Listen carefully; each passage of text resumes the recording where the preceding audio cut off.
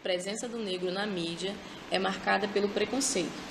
Em 23 de novembro de 2002, há 11 anos, o Jornal Nacional, transmitido pela Rede Globo e assistido diariamente por cerca de 40 milhões de pessoas, teve pela primeira vez um apresentador negro, o até então repórter Heraldo Pereira.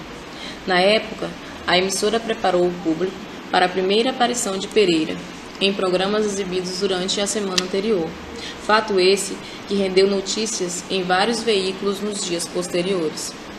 A Rede Globo é a emissora brasileira que concentra o maior número de repórteres negros. Mesmo assim, o número não chega a 10. A pequena parcela de negros na TV vai além dos telejornais e pode ser observada também nas telenovelas. Segundo o cineasta Joel Zito Araújo, em seu livro A Negação do Brasil, o enfoque racial da televisão brasileira é resultado da incorporação do mito da democracia racial brasileira, da ideologia do branqueamento e do desejo de euro-norte-americanização de suas elites. A Negação do Brasil se transformou em um documentário no início do ano de 2003, e uma das cópias foi entregue ao então ministro da Cultura, Gilberto Gil, numa tentativa de se abrir a um diálogo para a questão de aumentar a participação dos negros na TV, que hoje não passa de 10%. Existe mais negros na TV dinamarquesa do que na brasileira, constata. Araújo lembra que na década de 60, os poucos atores negros que fizeram parte do elenco das telenovelas da Rede Tupi e Rede Globo representavam escravos, quando a novela era de época, malandros ou profissionais com baixo prestígio social, como empregadas domésticas ou motoristas.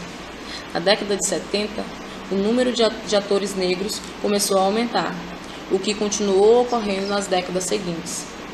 Para o psicólogo e pesquisador Ricardo Franklin Ferreira, a presença dos negros na TV é fundamental para a construção de uma imagem de si mesmo.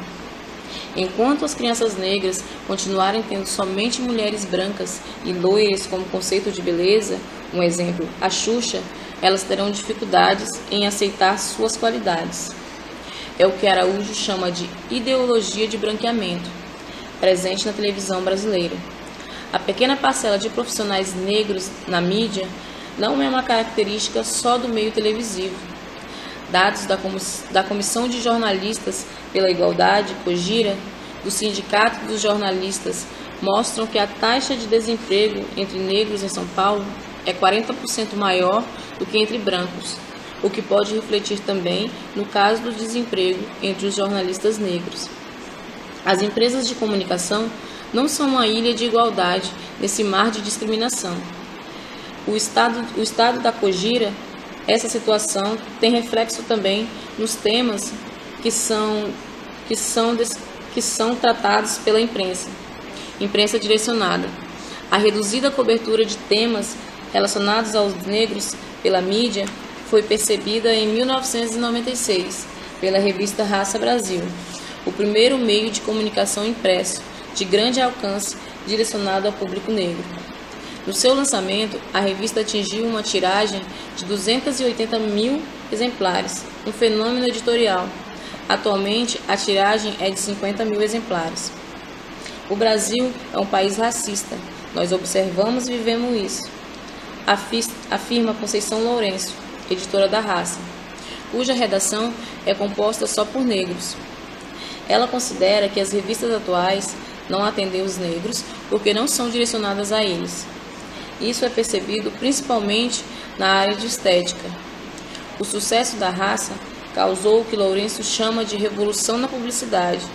As grandes marcas, principalmente de cosméticos, começaram a criar produtos para atender esse público negro que até então parecia não existir. No entanto, falta muito para que a publicidade consiga dialogar com o público negro. A imprensa progrediu, mas a publicidade não. Uma campanha considerada polêmica na publicidade foi a da multinacional Benetton, que teve como slogan United Colors, no português Cores Unidas. Esta foi alvo de muitas críticas. Em maio de 1990, a campanha trouxe uma mulher negra amamentando uma criança branca, o que atiçou os ânimos do movimento negro e resultou em pichação de muitos outdoors da campanha com a frase "Mucamas nunca mais". A imprensa direcionada a negros, produzida por negros, é retomada pela revista Raça. Data do início do século XX. Sentindo a impermeabilidade da imprensa branca, um grupo de negros paulistas fundou em 1915 uma imprensa alternativa, o que a antropóloga Miriam Nicolau Ferrara, estudiosa do assunto, chama de imprensa negra. Pela primeira vez, o negro tornou-se alvo de um conjunto de periódicos específicos que se sucederam durante quase 50 anos, até 1963, quando foram reprimidos pela ditadura. Os jornais da imprensa negra concentram o seu noticiário apenas nos acontecimentos da comunidade, divulgando a produção de seus intelectuais e não priorizando fatos de grande repercussão nacional e internacional. Movimentos de militância, como a imprensa negra, foram e são formas de valorizar a cultura negra e de aumentar a sua autoestima. Outra maneira de reforçar a identificação positiva é o aumento do número da política, que gera uma consequente exposição na mídia. O político negro tende a se voltar para as questões dos negros, assim como os pesquisadores tendem a trabalhar com questões dos movimentos negros na academia. No governo Lula, teve 4 ministros negros: Benedita da Silva, Gilberto Gil, Marina Silva e Matilde Ribeiro, além de Joaquim Benedito Barbosa Gomes, ministro do Supremo Tribunal Federal. No governo anterior, dos 77 ministros, dos 4 tribunais superiores, havia apenas um negro, Carlos Alberto dos Reis, do Tribunal Superior do Trabalho. A maior participação dos negros no novo governo já pode ser percebida.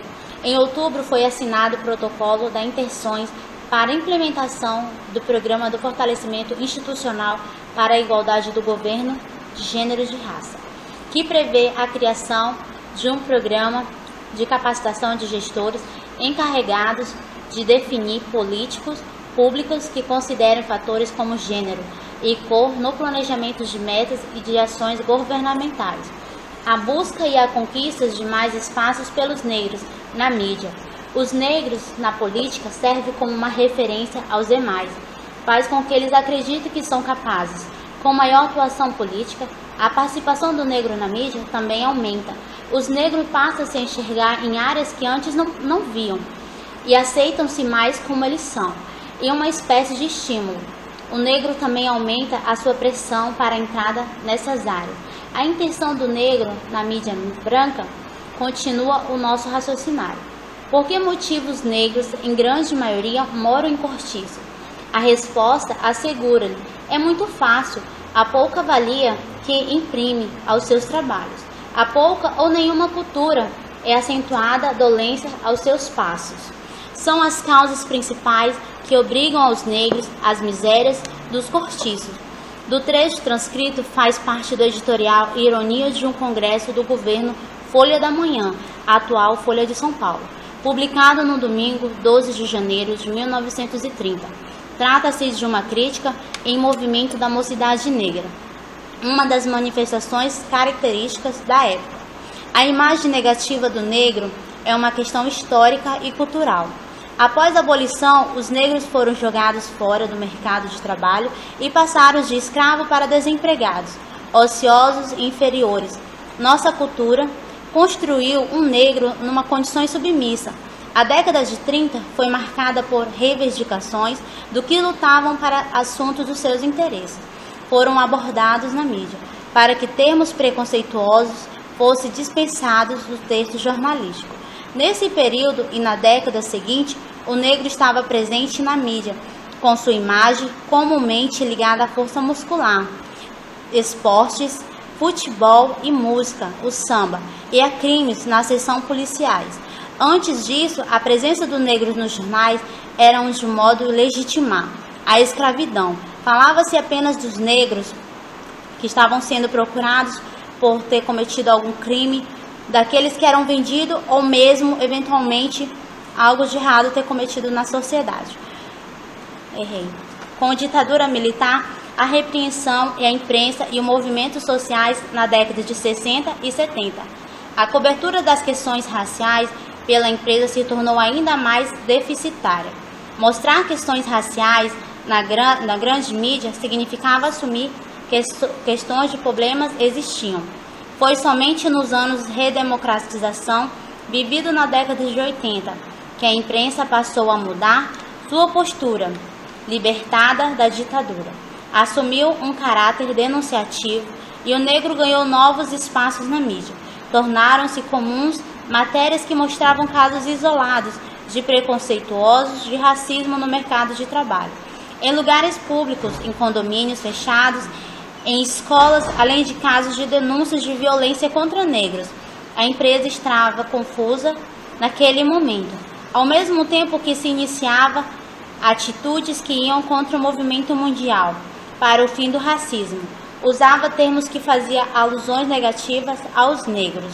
No ano de 1988, foi marcado por uma série de movimentações sociais resultantes do movimento negro e que evidentemente era noticiado pelos diversos tipos de mídia, além do movimento internacional liberado pela ONU para o fim do apartheid. No Brasil, era comemorado o centenário da abolição da escravatura. Na nova Constituição brasileira, também em 1998, passou-se a considerar o racismo como crime, e o que foi regulamentado no ano seguinte, do deputado negro Carlos Alberto Caos. Os negros, da mesma forma que os brancos e demais etnias, são dotados de suas características, com comportamentos exclusivos dos negros. É sim características típicas dos seres humanos. Quando digo particularidades, refiro-me físico e mentalmente. Caucasianos, raça branca, não são iguais nem em físico e muito menos em comportamento. E por mais que existam semelhanças, cada um possui sua própria personalidade e identidade. Com os negros não é diferente. Perceba-se, no entanto, que no mundo da mídia, novelas, filmes, séries e publicidades em geral, há apenas algumas poucas figuras que representam em físico e em comportamento. O homem negro e a mulher negra não é um fenômeno exclusivo do Brasil. Também é engraçado perceber que o cabelo do negro na mídia possui apenas 3 variações: black power, com trancinhas ou curto, quase raspado. Fora desses padrões, o negro homem sempre é mostrado de cabeça raspada. Alguns podem argumentar que essas são as únicas opções possíveis, mas dizer isso só relevaria a ignorância quanto ao visual do negro no cotidiano.